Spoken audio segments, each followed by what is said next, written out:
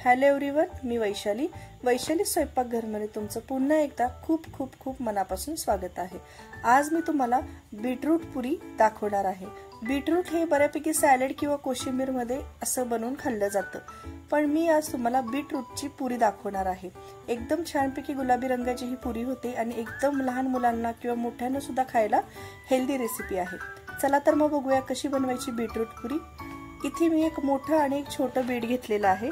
त्याला स्वच्छ पाण्याने धुवून घ्यायचं आहे आणि धुवून घेतल्यानंतर आपण त्याच्यावरती सालं काढणार आहोत। सालं काढून घ्यायची आहेत आणि त्याचे बारीक असे काप करून घ्यायचे आहेत। आता हे जे काही बीट आहे ते व्यवस्थित चिरून घ्यायचं आहे बारीक। आपल्याला मोठे मोठे असे काप करून मिक्सरला पूर्णपणे एकदम फाईन पेस्ट करायची आहे।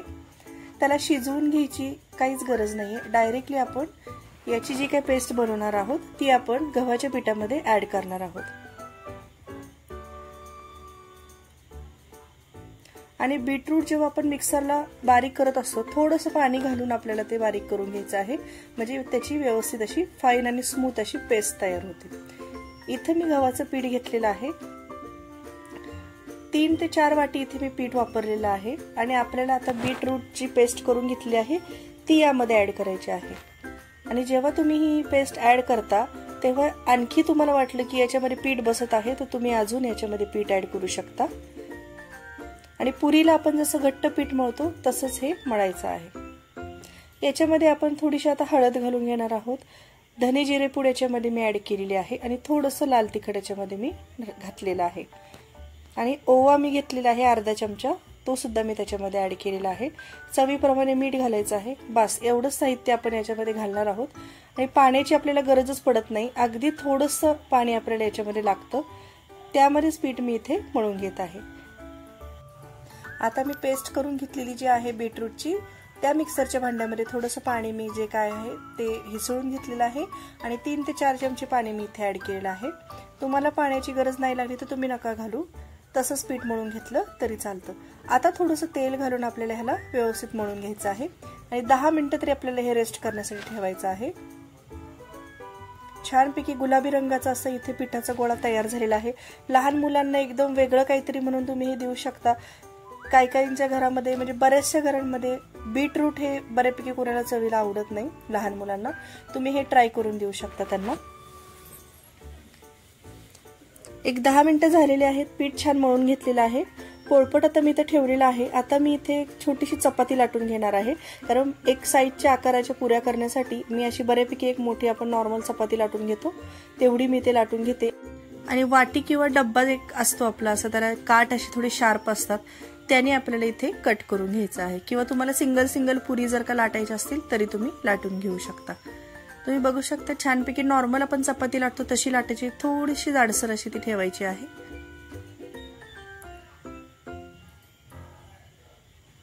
आता इथे एक छोटा डब्बा आहे माझ्याकडे, त्याने मी इथे कट करून घेत आहे। सेम आकाराच्या इथे पुऱ्या तयार होतात, बघा किती छानपैकी तयार झालेल्या आहेत पुऱ्या।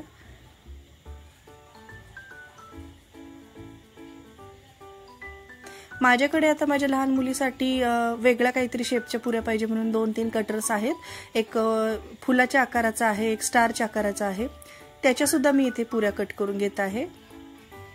हे सुद्धा लहान मुलांना काहीतरी वेगळं वाटतं आणि काहीतरी छान बनवले असं वाटतं, त्यासाठी वेगळा काहीतरी ट्राय तुम्ही हा नक्कीच करून बघू शकता।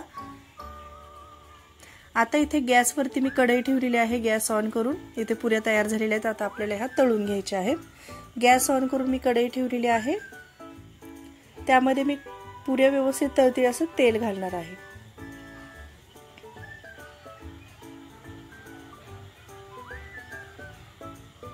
तेल तापलेलं आहे, आता आपल्याला इथे पुऱ्या तळून घ्यायच्या आहेत।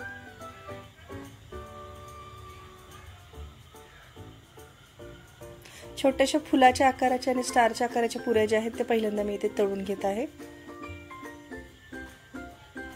छान अशा फुलून वर येतात, एकदम छान होतात चवीला आणि एकदम हेल्दी ही रेसिपी आहे, कारण की बीटरूट हे जे काही आहे ते रक्तवाढीसाठी सुद्धा चांगलं आहे, सगळ्यांनाच माहिती आहे। आणि सॅलेडच आपण नेहमी म्हणून खातो, कधीतरी वेगळा ट्राय म्हणून तुम्ही ही नक्कीच रेसिपी ट्राय करून बघू शकता। आणि याच पिठाची तुम्ही पराठे सुद्धा करू शकता, जसे पालक पराठे, मेथी पराठे करतो तसंच या पिठाची तुम्ही पालक पराठ्यासारखे इथे बीटरूट पराठे सुद्धा करू शकता।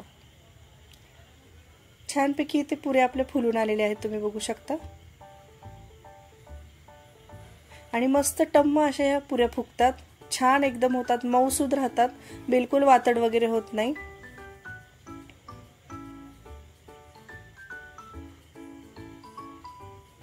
रोज मुलांना डब्याला काय द्यायचं किंवा काय करायचं हा तर प्रश्न सगळ्यांनाच असतो. हा एक ऑप्शन नक्कीच तुम्ही ट्राय करू शकता.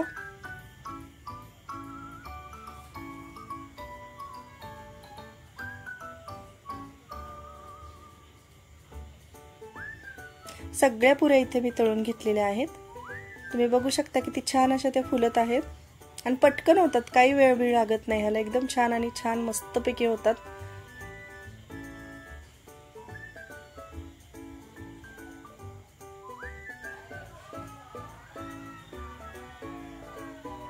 मस्तपैकी ते पुऱ्या तळून झालेल्या आहेत. तुम्हाला ही रेसिपी कशी वाटली नक्की मला तुम्ही कमेंट करून सांगा.